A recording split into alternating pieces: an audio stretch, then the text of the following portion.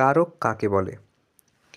বাক্যে ক্রিয়াপদের সঙ্গে বিশেষ্য বা সর্বনাম পদের সম্পর্ককে কারক বলে। যেমন অহন ছবি আঁকে, সে এখন গল্প করতে পারে। এখানে অহন, ছবি, গল্প এইসব বিশেষ্য পদ এবং সে এই সর্বনাম পদের সঙ্গে আঁকে আর বলতে পারে ক্রিয়াপদগুলোর সম্পর্ক আছে। এইভাবে ক্রিয়াপদের সঙ্গে যাদের সম্পর্ক তৈরি হচ্ছে তারা হলো এক এক রকমের কারক। কারক 6 প্রকার: কর্তৃকারক, কর্মকারক, করণকারক, নিমিত্তকারক, অপাদানকারক, অধিকরণকারক। আবারও বলছি, কারক কাকে বলে?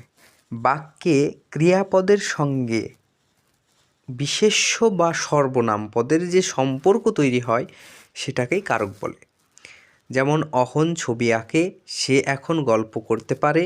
এখানে অহন, ছবি, গল্প এইসব বিশেষ্য পদ এবং সে এই সর্বনাম পদের সঙ্গে সে সর্বনাম পদ, এই সর্বনাম পদের সঙ্গে আঁকে আর বলতে পারে ক্রিয়াপদগুলির সম্পর্ক আছে। এইভাবে ক্রিয়াপদের সঙ্গে যাদের সম্পর্ক তৈরি হচ্ছে তারা হলো এক এক রকমের কারক।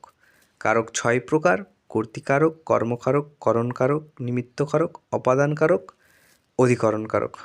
ভিডিওটি ভালো লেগে থাকলে লাইক করবেন।